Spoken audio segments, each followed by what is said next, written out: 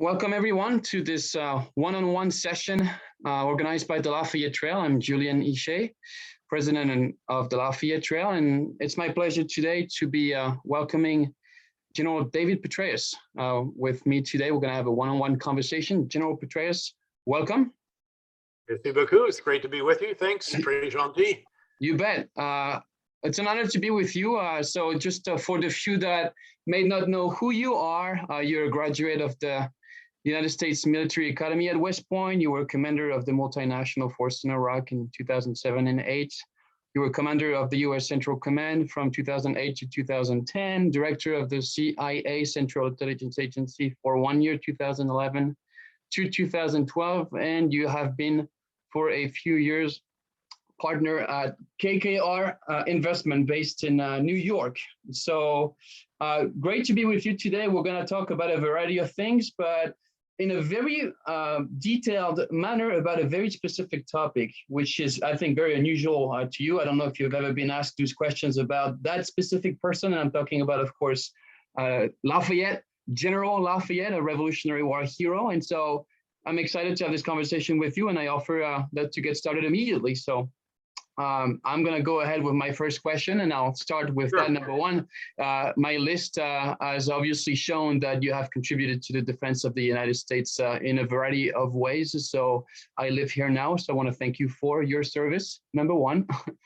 So Americans, Americans who know Lafayette, Americans who know who he is, love him.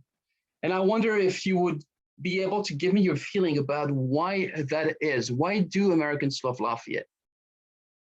Well, first of all, again, a pleasure to be with you, Julien. Thanks for the kind words, and the privilege of service was mine. I think that Lafayette is held in such high regard because he was a noble figure. He was associated with our founding as a country, with our Revolutionary War. He was committed. He believed in certain values, and he put his own life on the line in the defense and pursuit of those values. He's a great story, in essence. I think he was commissioned at the age of 13 or 14 in France, continuing his family's martial tradition. At the age of 19, he hears about what's going on in the colonies. He becomes very enamored with the revolution. Of course, he has ideas, I'm sure, of military glory as well. But he really believed in, what we now call the experiment that is the United States. He saw it as this extraordinary opportunity, a unique opportunity to improve the human condition. And these kinds of thoughts, I think all of which are very high-minded. They're very selfless. They're very impressive. And again, he just didn't do this, on a lark, come over, play around with this, and then go home. He came and he stayed. He fought. He was wounded at one point in time. Somehow or other, he got, promoted to the rank of Major General very early on, I think before he was even 20. Yeah. Ultimately, he actually leads a division of American troops as a French officer. And again, by the way, he'd even, in a sense, disobeyed the order of the King of France, who threw him in jail for a week or so, just to demonstrate that. But he was received back in France as a hero as well. And again, he put even his own wealth into this project at a time when it was very uncertain. There was no guarantee that the revolution was going to succeed when he joined it. And now I think in the regard that we hold for that, it's reflected in a whole variety of different ways, not the least of which is your particular initiative, but many, many others over the years. When we think of all the towns, cities, squares, I think even a university or college named for him in various places around our country, again, there's this almost unique, universal admiration for this very young man who commits himself to this noble cause and sees it through to a successful conclusion, even though that includes putting his life on the line, his reputation on the line, his money on the line, and so forth. So, you know what strikes me about what you've said here? You're painting this picture that what became the United States at the time, it was an environment that was full of risk. It was not a good place to put an investment, to say the least. Yet, in that very unstable environment, Lafayette invested in the American project. He believed, he placed his faith in the promise of this country to equip its people with a government with Republican principles. So he had a vision for what would become the United States. And this is like the question that I have really for you at this point is this vision that Lafayette demonstrated consistently throughout his life for America and through America for the improvement of the human condition, as you pointed out. Why should Americans today have an interest in Lafayette's vision for the country? Is there any way you can see Americans gaining more interest and knowledge about Lafayette's life as having a potential to improve unity's coherence between Americans today? Yeah, I think so. And in the same way that many individuals in America right now are returning to read the great works that surrounded our founding, that are returning to study the founding fathers, to revisit the Federalist Papers.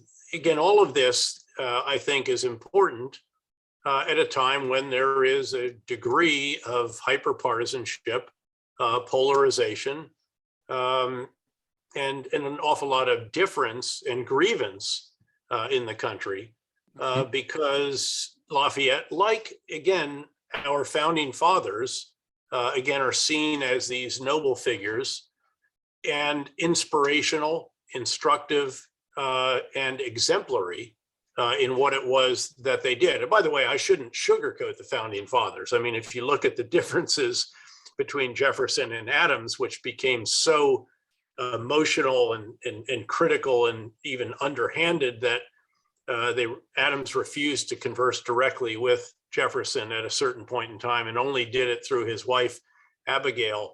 Again, they had some differences as well, but you've got to look past that to, again, the very, very founding documents, the impulses behind them, what it was that our founding fathers were seeking to create. And along the way, you have this Frenchman, very, very young Frenchman, who commits everything he has to this alongside our founding fathers. And so I don't think you can call him a founding father per se, but he certainly was helping, enabling, supporting, really committing again to what our founding fathers were seeking to achieve and what then those on battlefields were striving to achieve as well. And of course, he plays this very, very central role in helping to facilitate the entry of France on the side of the United States, what would become the United States, which is arguably a decisive intervention. I actually recently went through had a conversation with Andrew Roberts, the great British biographer, who's just published a wonderful biography of George III. And of course, he was the king who presided over the loss of the colonies. He also presided over the many years of fighting, of course, between Britain and France, and had a more successful outcome in that regard. You know, he's called Mad King George, but he was a much more fulsome figure than that particular nickname captures.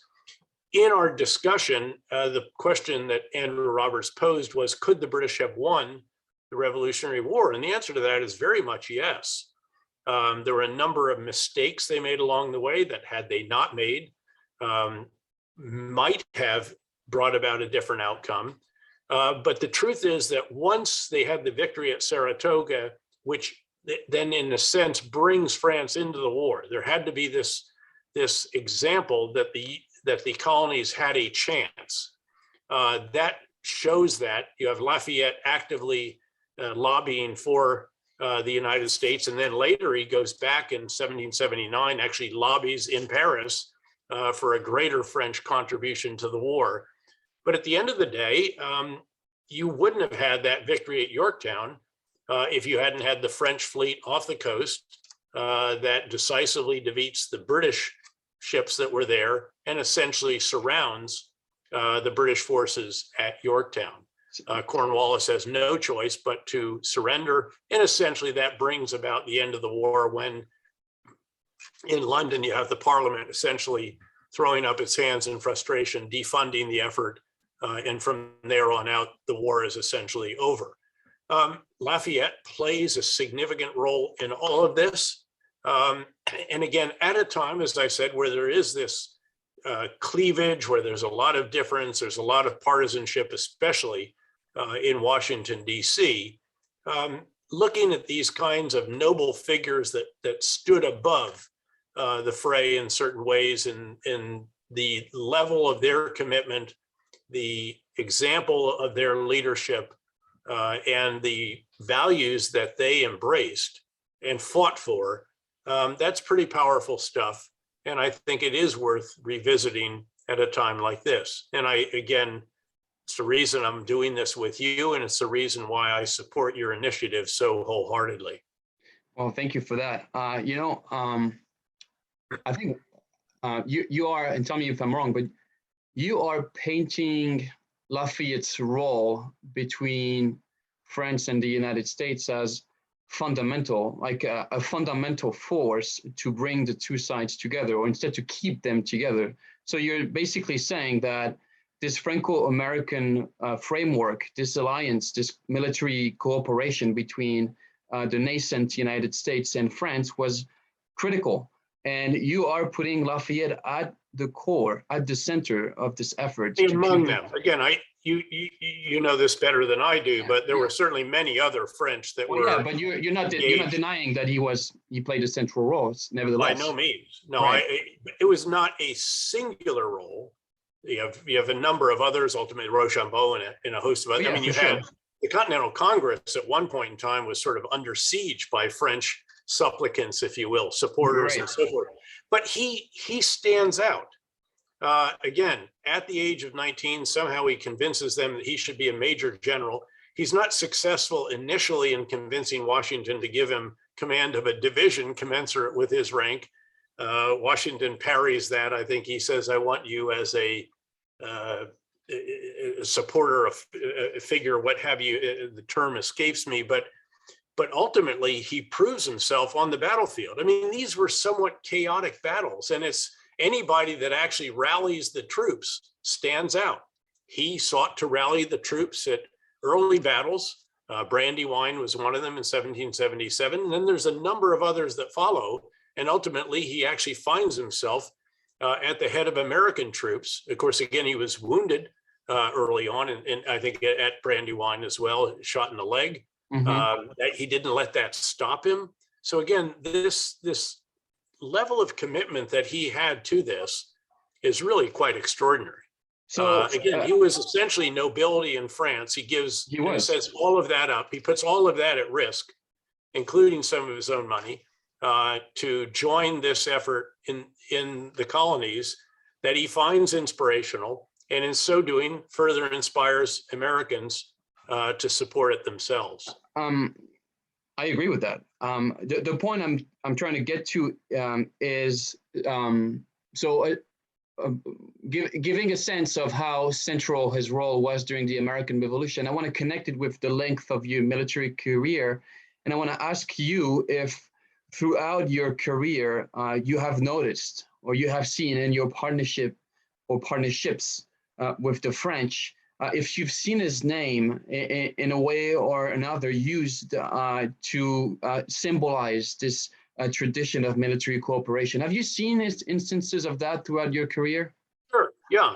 Very numerous times, and again, often echoed. I mean, what did the American colonel, I guess it was in 1917, say? Lafayette, we are here. Right. Again, he could have said many other names. But that's the one that he chose. The task force in Afghanistan, I think, with respect, you forgot to mention, I also commanded international and U.S. forces in Afghanistan. The French contingent was very admirable.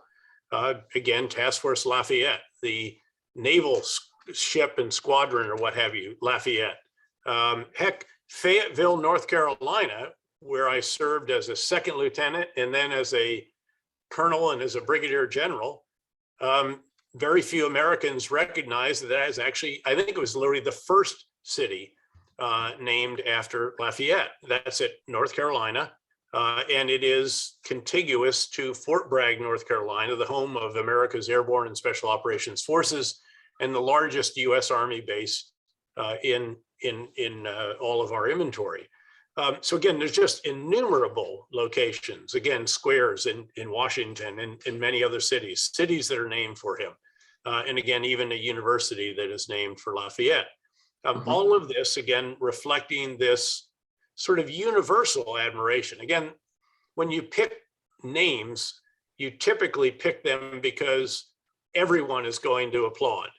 It's like naming something, frankly, for Lincoln or Washington or what have you. Yes, there are, detractors. Yes, there are episodes in each of their histories that were, by today's standards, again, not always completely admirable. But at the end of the day, the universal respect is very considerable. That's why you pick those names. And that is why Lafayette's name is featured so prominently throughout our geography and on cities, squares, all the rest of that. It's everywhere.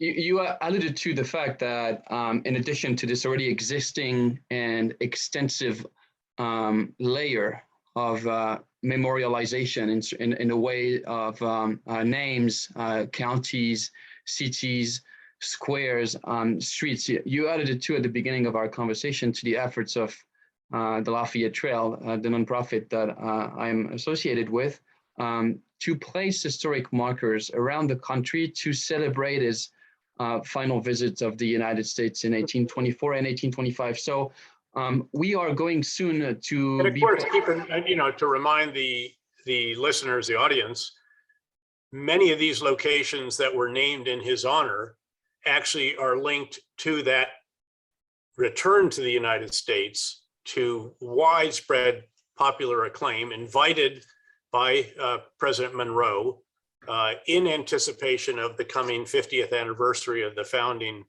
of the United States. And he comes, spends many months, he visits every single state in the Union at that time. And, places were named for him left and right, commemorations, cornerstones. It was just really quite extraordinary. And that shows you the popularity. The popularity was extraordinary. And again, he was acclaimed as a true hero, which is what he was. Again, if you look at the conduct, the commitment, the selfless service, and so forth, the leadership during the revolution, really quite extraordinary. Again, he was not the only Frenchman involved by any means, but certainly, in my view, far and away the most consequential one. We're going to be placing soon, the Lafayette Trail is going to be placing soon a historic marker on the grounds of your alma mater, the United States Military Academy at West Point. Do you have anything to say about that? What do you make of? Sure. No, I think it's wonderful. I think, again, it captures, it memorializes, it's a legacy, if you will, of his visit there, his meetings with Sylvanus Thayer, the founder of the U.S. Military Academy and so forth, the father of it, as he is termed. And so, again, it commemorates, I think, appropriately, a very important and historic event when this great battlefield hero, this great supporter of our Revolutionary War, returns to the United States and visits what is by then the U.S. Military Academy. So you mentioned Sylvanus Thayer, an important figure for your branch of service, the United States Army. During his tour, he also met with founding icons of other branches of the U.S. Armed Forces, and I'll name just a couple. You have Archibald Henderson, Colonel Archibald Henderson for the Marine Corps, and Commodore Thomas Tingey for the U.S. Navy. So it seems like the tour in 1824 reconciles him with every single existing branch of the U.S. Armed Forces. So you have his service with what's now the Army, so the Continental Army during the Revolutionary War, and then the tour reconciles him with the other existing branches. So what does it say to you that he has this capacity to be celebrated or have a connection with key figures of each of these branches? Well, what it says is that he is held in extraordinary high regard at a time when he's visiting the United States. It was also a fairly contentious period in the US. You'll recall the election of 1824 didn't result in a clear determination, and it took some negotiations and wrangling and so forth. Yeah. It did. And it took, before they finally, and of all things, of course, Lafayette is in Washington when that takes place. He was there for the vote, February 9th. Yeah, absolutely. Yeah. So again, Lafayette had become a figure who was larger than life. This was an era, of course, where you didn't have all the other attractions and so forth that we have nowadays. And so when someone like that comes and visits, that is, again, everyone wants to be there to see someone, to touch him, to witness him, to hear him for themselves. And again, then memorializing that in the ways that they have, again, even naming these, all these different locations, as I mentioned, many of which you're now memorializing yet again by placing various markers for the Lafayette Trail there.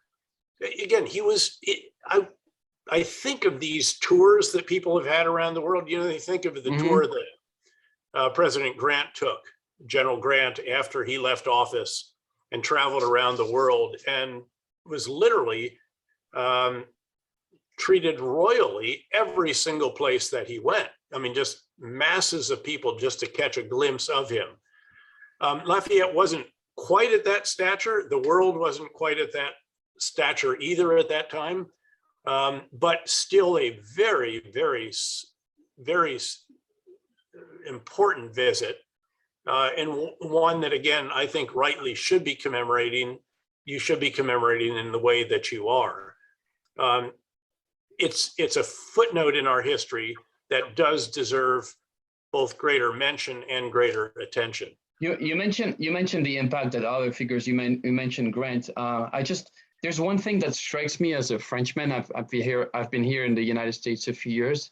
This is a gigantic country. I mean, Europeans don't necessarily fathom how extensive the geography of the nation is, but I've seen it. I've traveled all over the country. I've been to hundreds of communities talking about Lafayette, placing those markers, but this is 1824. There's a huge presidential election that divides the entire country, and all the regional nuances of this nation are expressing themselves pretty loudly.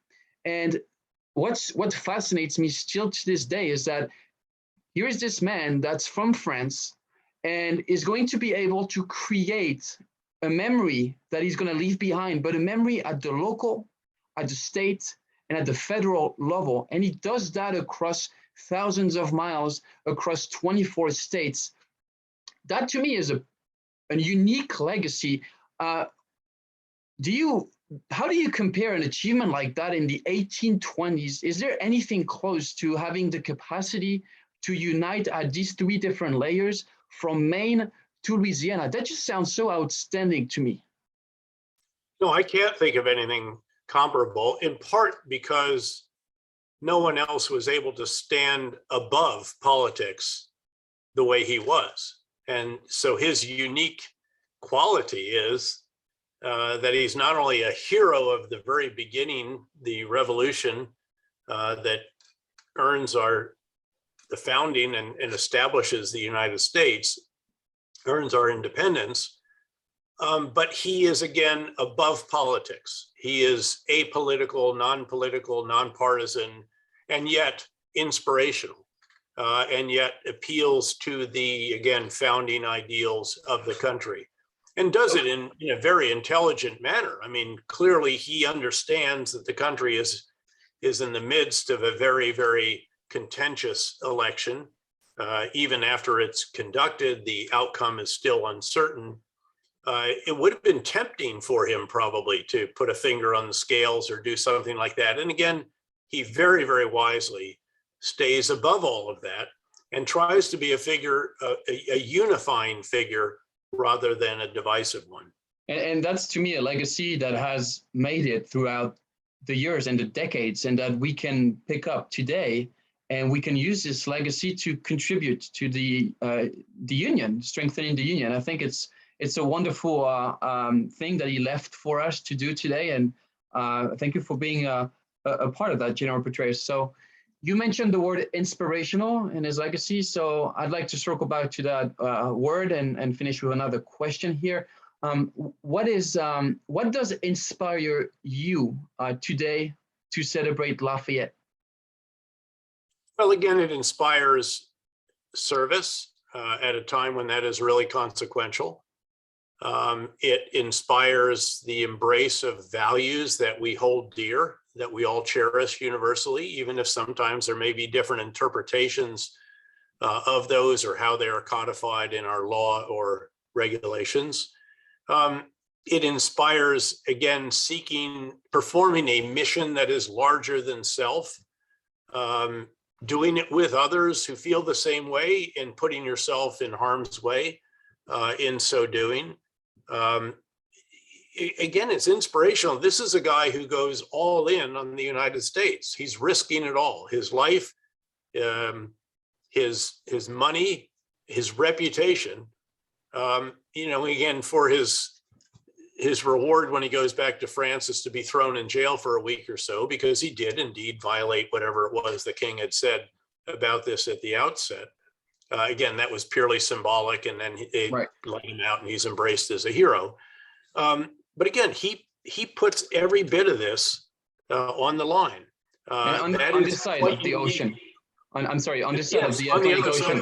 Now, here in America, on this side of the Atlantic Ocean, wouldn't you think that this could be also the reason why here he's been celebrated as such? I mean, he literally, you pointed out to the risk he took. Do you think it's fair to say that today Americans are rewarding him for the risks he took at that time? Sure, and also the hardships that he endured. Again, this is a figure of nobility. He's got a pretty good lifestyle going on in France, gives all that up. Where does he spend the winter? At Valley Forge. And, that particularly tough, hard, cold, hungry winter with Washington. Again, he had alternatives. This wasn't, again, something that he had to do. He did this of his own free will. And the fact that he did it is, again, truly admirable and truly noble. And of course, he then went back to France and supported similar movements. It didn't always turn out as well, obviously. There were various episodes there that were difficult. But then he comes back to all of it later in life, many years later in life, decades later, over 40 years later, and has this triumphal tour that, again, I think he very much earned and deserved. And, communities that are looking for something, again, greater than the partisanship of that day as well, more noble than the issues over which they were wrangling, all of this, you can have him to represent that, and you pour all of those desires into him, and he responds very impressively. At the end of the day, he could even play to a crowd. And that is a quality, again, that is very, very impressive. To find all of what we've been describing here in one person, in one vessel, is really quite extraordinary. And then as somebody who has served, keep in mind that I served with French forces, in the Cold War, in Bosnia, a very significant role there, actually, in the war criminal hunt. I made multiple trips to Paris to patch up the relationship between the US and French Special Operations Forces that have been bruised by some earlier episodes in Bosnia. I had studied and admired Marcel Bijard and other French figures. These are the tactical level commanders of Indochine, Indochina, and then Algeria. Again, very, very impressive and admirable figures. Whatever the later politics may have been, I was focused on them as military leaders, as commanders, as noble, extraordinary. You know, the picture of Bijar at Dien Bien Phu, the generals have all literally committed suicide. It's so desperate. And he's sitting there calmly on that upturned wooden crate with his legs crossed and a cigarette in one hand and a handset in the other, radio handset, calmly directing the fight, and goes into captivity with them, and then comes out and, you know, even inspires great fiction, if you will, Lardigi's depiction of him in two great books later on. And then in Afghanistan, of course, where the French did textbook counterinsurgency operations. Again, all of this, and you know, I have 3 French decorations. I'm wearing the Légion d'honneur and the Grade of Commandeur here, which is relatively rare for military figures in the United States. I have French jump wings. I made jumps with the French paratroopers. That's a whole subculture in itself. That's very, very special. All of this fits together. And again, it is the best of the relationship between the French and the US. A relationship, to be sure, that has had its ups and downs, most recently in the past couple of decades with Iraq, and then also with the this emotion drama over the casting off the Australians casting off the French in the submarine procurement decision and adopting the US and the UK. Look, all of that is, again, not trivial, but when you look at, again, the role of a Lafayette, when you look at the role that we played coming to the rescue in World War I and World War II, when you look at those historic relationships, and in so many regards, they are embodied in one person, and that is Lafayette. Certainly there are later figures. De Gaulle is, you know, stands out among them, both because of his actual real height and then the actual stature that he achieved as well. But Lafayette, unique in the sense that there's almost, again, no divisiveness at all created by him. It's all unity. It's all admiration. It's all embrace of shared values. It's a record, a history of fighting for them, being wounded for them, shedding blood alongside American forces, and then playing a huge role in bringing the decisive relationship to fruition and increasing it, that being the French support for the colonies, which ultimately is the key factor in the final major battle of the war, after a period where the war had been somewhat inconclusive, as you'll recall, in the southeastern colonies at that time. Mm-hmm.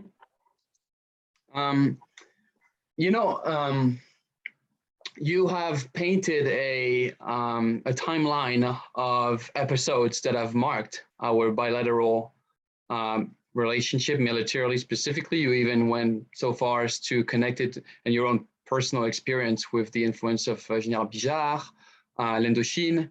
And you also mentioned about Colonel Stanton, World War I, the famous words, Lafayette, we are here at the Peak Cemetery, right on his grave. So this back and forth between our two nations, incrementally throughout history, right? I think that you have, wonderfully described this framework that we've had, as you pointed out, with ups and downs. But I think we kind of created the bigger picture here. I'm pretty happy with that. Thank you for your time. Do you have any final thoughts that you'd like to share with me about our conversation today? No, look, again, I very strongly support your initiative. I celebrate what it is trying to celebrate, what it's the legacy that it is trying to lengthen, if you will, or extend, of a truly admirable figure in our very beginning history, and then someone who returns at another moment, and again, just gives inspiration to the American people, reminds the American citizens at that time what it was all about in the beginning, the sacrifices that were taken and made, all of this. These are very, very really important episodes in our history. The one that's represented by Lafayette in the Revolutionary War, I think reasonably well known by those who study history at the least. The return trip in 1824 and into 1825, less so. And so I find it wonderful that you are sort of recapturing this, reminding us of what took place, and really reminding us what it was all about. And at the end of the day, that's what actually matters. And what it was all about was the founding principles that animated the colonists to seek independence and to establish what to this day is still an experiment that we call the United States of America. Well, thank you. On that wonderful final note, thank you for spending some time with me today, General Petraeus, and thank you for being a part of the Lafayette Trail and honoring the legacy of Lafayette in the United States. Thank you very much. Privilege is mine. Merci beaucoup, mon ami. Merci.